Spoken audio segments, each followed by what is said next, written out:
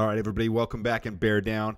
If you haven't subscribed yet, please consider doing so. You're going to like this channel. We have some good things to talk about. Today is going to be another part of our Chicago Bears breakdown series, and it's the quarterback position. We've spent a lot of time talking about Justin Fields and Caleb Williams, so we're going to try to avoid that a little bit today as much as possible, and we're going to go over the Bears from last year and where I think the Bears should go moving forward from now.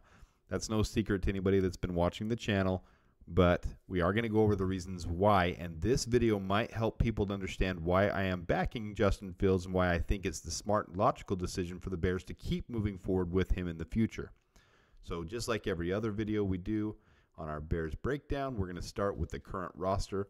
We've got Justin Fields and Tyson Bagent. Those are the two guys left coming back for next year, and I don't think we're going to retain Nathan Peterman. I think we will be bringing in youth to be able to work with and try to build that way in the future. It's the way smart teams do it.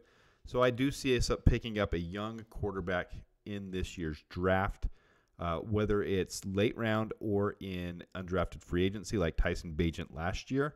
But we've got some good coaches now that have the ability to work with these young quarterbacks and hopefully draw some good out of them. Shane Waldron, Kerry Joseph, both good guys that can work with quarterbacks. And it is interesting that Kerry Joseph is going to be a part of the as the Reese's Senior Bowl. He's going to be the American quarterback coach.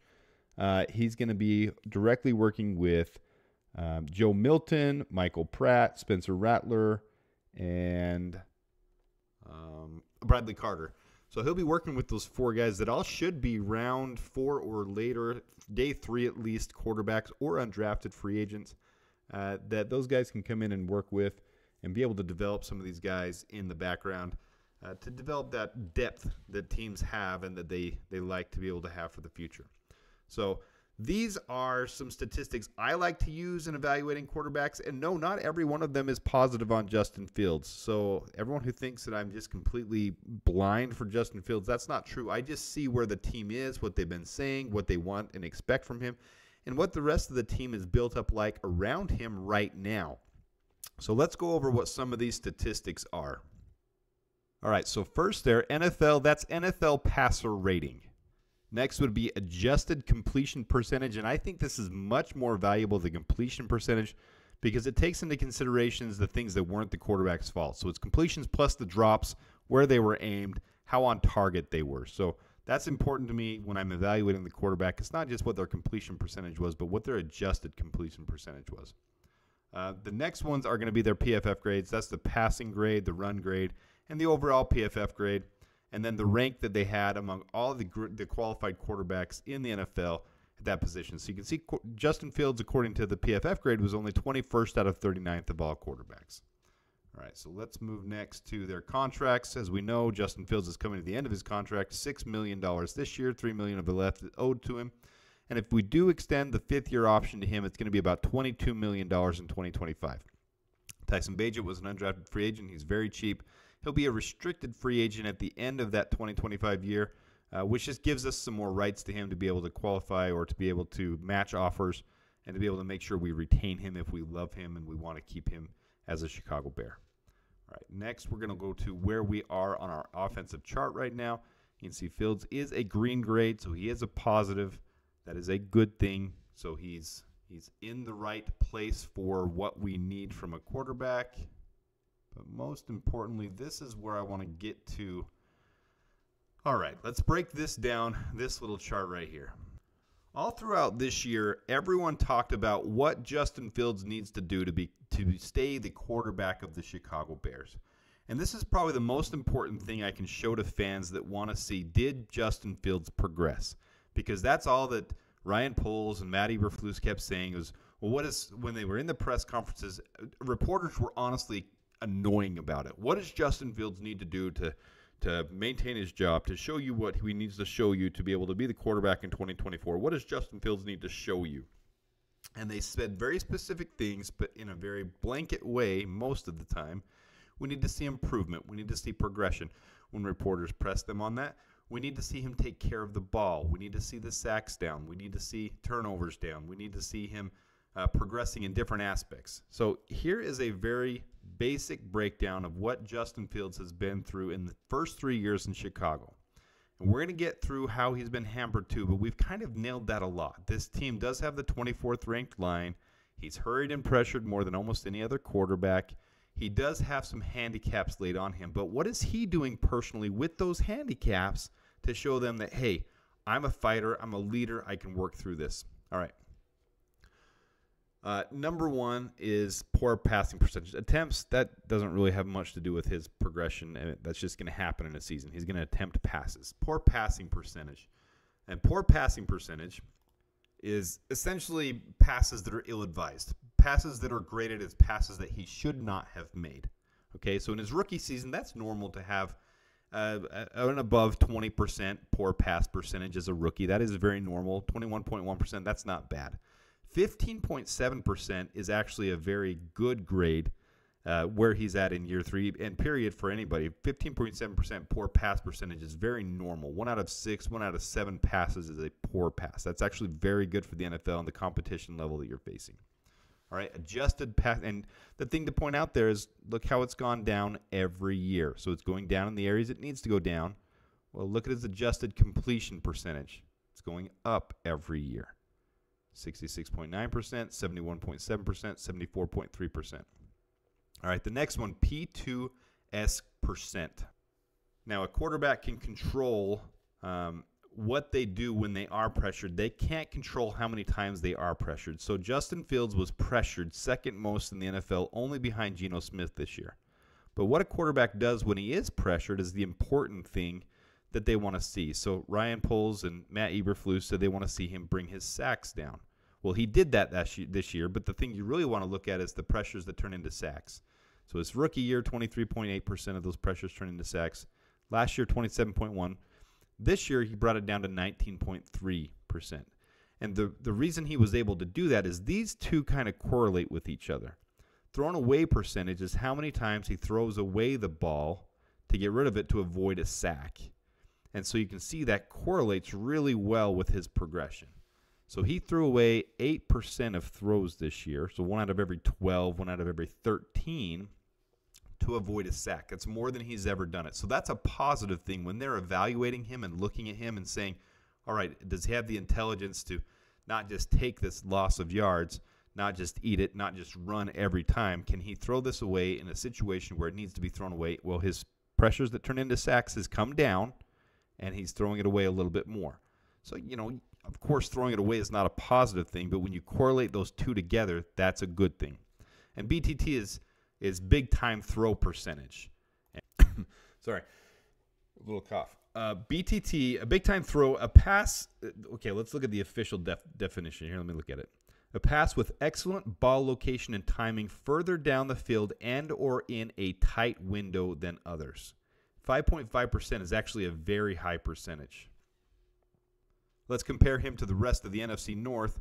His poor pass percentage is higher than Kirk Cousins and Jared Goff's. They both had very, very good years, though. Jared Goff just got done playing in the NFC Championship where they very well could have won that game, but had some things go south. And, 5 times out of 10, they probably would have beat the Niners in that exact same game. Maybe not. I don't know.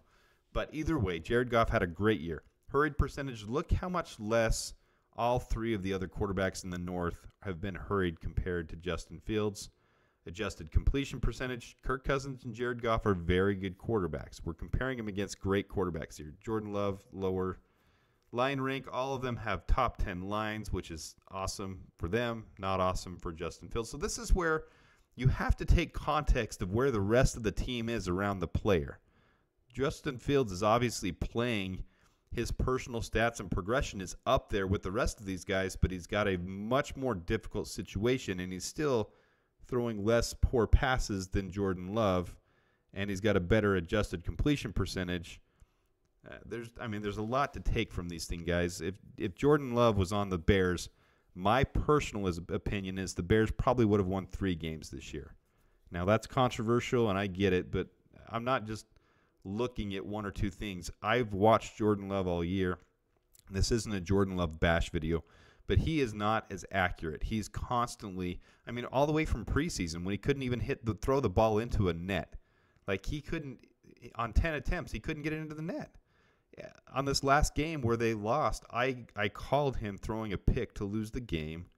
And the very first play of that game, he overthrew a screen pass out wide open by 5 yards over the guy's head. I mean, it's just, anyways, this isn't meant to be a Jordan Love bash video, but there's more to just statistics when you're looking at a quarterback. All right, so TWP percentage is your turnover-worthy plays. This is the big part where Justin Fields needs to improve, but if you looked at him from the start of the year to the end of the year, that number did come down. His turnover-worthy plays did come down. Okay, so he's responsible for 3.4. Really what you want is your quarterback to be below 4 and 5%, so he's within a solid range, but he does have some improvement to do there. And again, his big-time throws, as much as I like to give Jordan Love the razzing and the hell, he does have, especially as the year went along, he did throw some bigger big-time throws. He was threading it in better. So there is some improvement and progression I saw from Jordan Love too. But Justin Fields is one of the top in the league in big-time throws and tight window throwing. So, I mean, that's a very positive thing. So when you're going and looking at all of that, his improvement, his progression, every year he's improved in the most important categories of what they want to see from him. Now we have to build the team up around him, and that's what's important. We've gone over that 15 different times in 15 different videos. I'm not going to hash it out anymore on here, but let's look at the draft. Let's look at the guys coming up in the draft, and I did put Tyson Bagent and Justin Fields stats from their senior years up at the top so you can see how they compare against these other players. And I am not going to go over them all, but you can see their NFL passer rating, their adjusted completion percentage, and look at Justin Fields' adjusted completion percentage. Their PFF pass grade, their run grade, their overall grade, their turnover-worthy plays, their pressures that turn into sack percentage, and that, you can see, that was a problem for Justin Fields in college too. It's something he's working on that's gotten better in the NFL, and he needs to continue to work on it. Not taking the sack, throwing it away when he needs to throw away, and shifting and maneuvering the pocket, making the pocket move for him to advance and to make those run plays be dynamic. He did a really good job of that 2 years ago, and I think better coaching is going to help him significantly because he obviously has the tools. He has the athleticism to make it happen, but he really got hindered this last year. And then big-time throw percentage on the far right. So there's some things to look at. One thing that really popped out to me was some of the things by Bo Nix. If he falls far enough, I can see us snagging him. If we grab 2 seconds from Washington in the second, I can see us snagging him and developing behind. But really what I see is one of these bottom 4 guys that's on the Senior Bowl under Kerry Joseph that they'll be close to evaluating. I can see them taking one of those guys in the 4th, 5th round, undrafted free agent, taking one of them and developing them with Tyson Bagent behind Justin Fields. I can see something like that happening. I don't see us drafting Caleb Williams, Drake May, Jaden Daniels, or Michael Penix, or Bo Nix, really, unless one of them fell crazy far down. I just don't see it. And that's not going to happen in this draft because there's so many teams that do need either A, a quarterback, or B, a quarterback very soon that they're going to take and develop like the Lions did last year with Hendon Hooker. So I can see none of those guys being available for the Bears in the 3rd round. And I don't think they really would take the one at that point. So you can pause this. You can look over some of those things. Nothing eye-popping by any of these guys, especially compared to Justin Fields in college. I mean, we can hammer the nail on the head with this whole Caleb Williams debate over and over and over again, but we've done that. And really, it's a dead issue because Ryan Poles and Matt Eberflus have already said that it would take the impossible to get them to come off of Justin Fields. They've already said he's done the improvement that they need, and in the end-of-year presser, they literally said, as I showed in my other video, that it would take something that they don't see right now to make them change their mind. So it's just a matter of time before we get those decisions made, and Caleb Williams is wearing a Washington Commanders jersey. But neat stuff to look at, though, if you want to compare it. With Tyson Bagent and Bradley Carter, they're small schools. They didn't have any statistics on these things, so unfortunately we don't have those things to look at. And these aren't the things that really all of the Bears staff and everything are looking at. I mean, they'll look at these things, but they're really looking at the mechanics. They're out evaluating these guys in person. They're at the Senior Bowl. They're watching these guys at games. They went to games during the year. So there's more to just the picture. In fact, one of the guys I like the most is Joe Milton. I think he's got a lot of potential And I think working with the right quarterback coach, with Kerry Joseph, and working under the right system and under the right tutelage and not being rushed in and having a couple years to develop, he might turn into something special. Might not, but I think he's worth a 4th or 5th round pick to me. So there's my preference. I always do this at the end of every video. My preference, Justin Fields remains quarterback 1, and we draft a day 3 quarterback to develop. I mean, this really just comes down to my preference of where we are in the rebuild, and there's so much we can do with the draft capital we have this year. So there's no secret to how I feel about all this, guys. This is just another reinforcement, and I kind of actually hesitated on not even doing this video because there's so much polarity on the whole Justin Fields, Caleb Williams debate, and it's so intense. And we've kind of hit it on the head 3 or 4 times on this channel, so I think we're going to let that one die to rest until the decision's actually made, and I don't think it'll be too far into the future.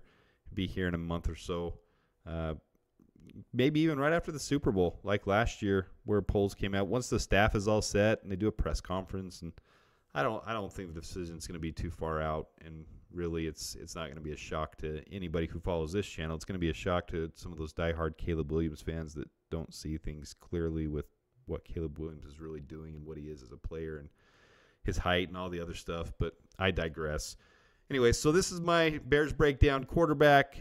I think it's pretty set with where we're headed to the future. I'm not shocked with anything that happens other than if Justin Fields isn't quarterback 1, which to me is like a 1% chance of that not happening. So anyways, there's my 2 thoughts on it. Feel free to leave your comments. As always, they'll be entertaining, but we'll see how it goes. And until next time, bear down.